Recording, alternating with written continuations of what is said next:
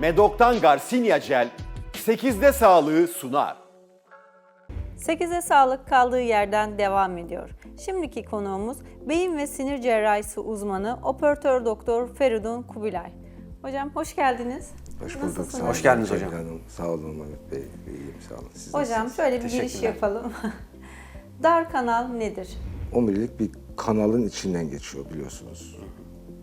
Onu korumak için hep çevresi kemikler ve bağ dokularıyla dolu bir oluşumdur ki omurilik beyinden çıktığı zaman kuyruk sokumuna kadar o kanalın içinden geçiyor ve sağdan soldan bacaklara ayrılıyor sinirler. Şimdi ben bunu sobaya benzetirim, soba bacasını. Soba bacası da bakarsınız eskiden soba kullanırdık. Şimdikiler belki bilmezler. Sobanın bacası birkaç seneden bir temizlenecek. Yoksa orası tutuluyor, bakıyorsunuz ki soba çalışmıyor. Çekmiyor şey. Odunu da değiştirirsen, sobayı da değiştirirsen o baca temizlenecek, açılacak, genişleyecek. Veya kireçleniyor ve bu kanal daralıyor. Normalde işte 15-16 milim olan bir çap iniyor 7'ye, 8'e, 3'e, 2'ye inenler de var. Bu daraldıkça tabii ki bir arızalar ortaya çıkıyor hastada. En büyük şeylerden birisi erken yorulmadır. Hasta der ki 200 metre yürüyorum, oturmak zorunda kalıyorum. Oturur, dinlenir, 3-5 dakika sonra sanki hiç yürümemiş gibi tekrar yürür. Ama devamlılığını sağlamaz bu yürüme. Giderek de artar. Tedavisi de yok yani ağızdan tedavi, ilaç tedavisi, fizik tedavi. Çünkü tamamen mekanik bir şey. Ve giderek bu kanal darlığı artacak ve yürüyemez hale gelecek. Teşhis ettikten sonra hiç aciliyeti yok. Ama hastayla anlatıyoruz ki ne kaybediyorsun, ne kazanacaksın. Ameliyat ediyoruz. Şimdi bazen çok geç dönemde bize geliyor. Kanalın o boyutu 5-6 milime düşmüş. 5-6 milime düştüğü zaman çok büyük bir ameliyattır. Oradan biliyorsunuz yandaki o kemikleri de almak lazım. O faset eklemleri dediğimiz şeyleri.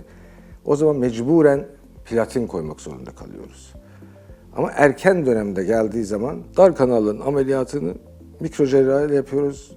Platin ameliyatına gerek kalmıyor ve outpatient'tir. Yani sabah ameliyat olsa akşam evine gider.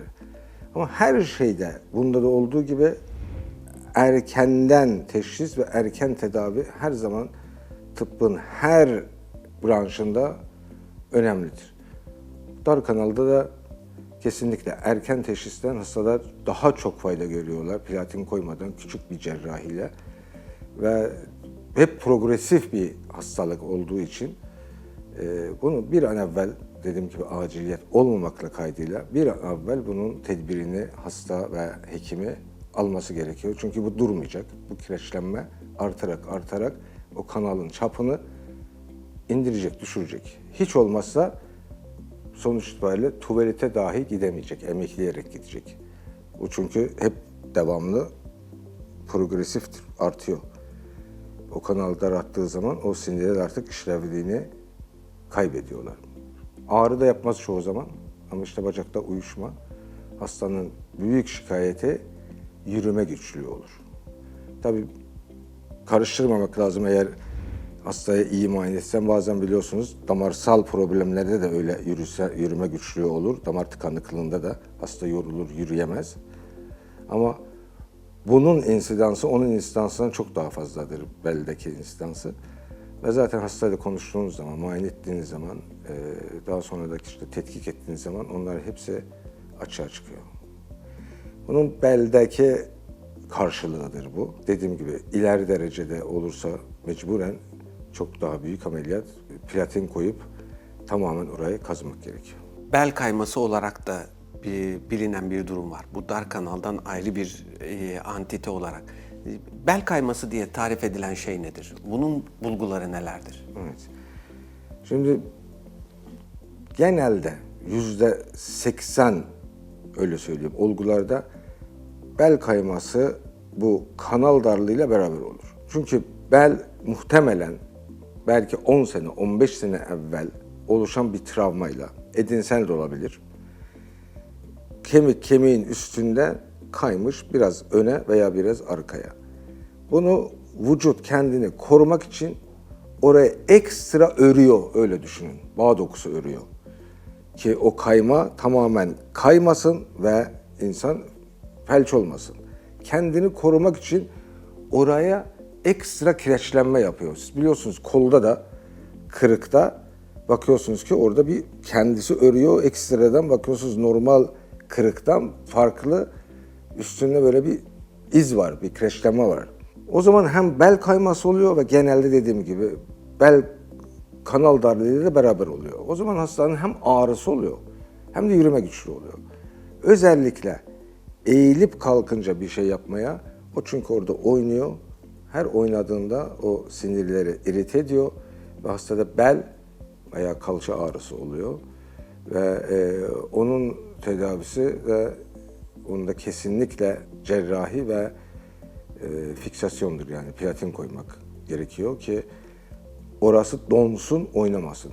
Amaç filmi düzeltmek değil, onu normal bir insanın filmi gibi yapmak değil.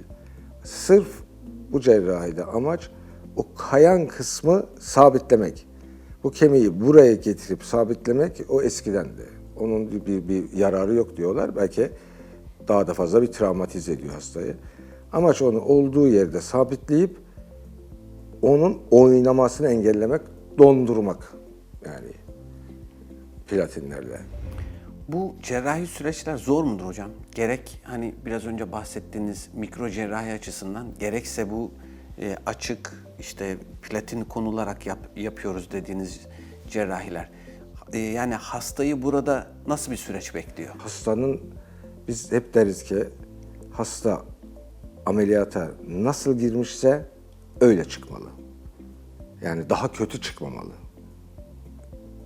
En önemli tıpta olay hastaya zarar vermemek. Evet. Onun için nasıl girmişse öyle çıkacak. Yani daha kötü çıkmayacak. Yani hasta yürüyerek gelmiş, beli ağrıyor, tamam. Az yürüyor, mesafeden yürüyor, tamam. Ama yürüyor. Ameliyattan çıkışta da yürüyerek gitmesi lazım. Hastanın durumuna bağlı. Bir kere maalesef bunların çoğu da kilolu oluyor. Kilolu hastalarda her zaman ameliyat daha meşakkatlidir. Hem bizim için zor olan şey hastaya yansıyor. Hasta için de zor oluyor.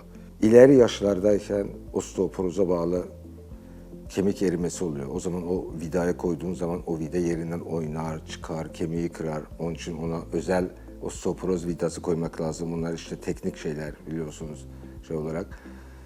Ama süreç olarak post-op ameliyattan sonraki hastada, yani diyelim ki 3 tane bir tarafa, 3 bir tarafa 6 tane platin koymuşsunuz. O hasta ertesi gün ayağa kalkıp yürümesi gerekiyor.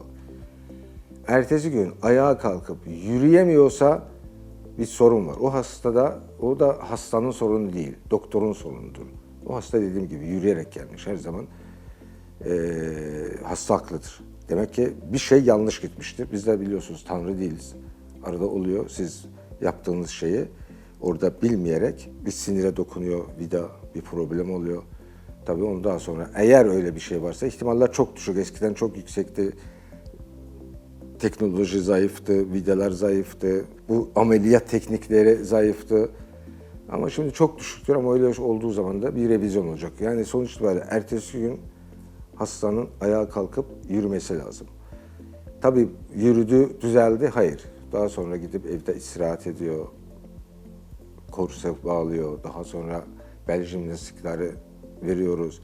Hasta eğer ev hanımıysa 1,5-2 ay sonra ev işlerine başlıyor diyelim. Ama diyelim ki daha ağır bir sanayide çalışıyorsa bu vatandaş, diyelim ki tornacıdır, kalıpçıdır, 50 kilo 60 kilo yük taşıyacak tekrar. Ona diyoruz ki kardeşim bir 2 ay öyle işler yapmayacaksın. Ta orada füzyon olsun, o vidalar iyice kemiğe yapışsın ki oynamasın. Ama dediğim gibi iyi bir managementte çok fayda görüyorlar hastalara bu olaydan. Mikro cerrahi tabii ki daha kolay.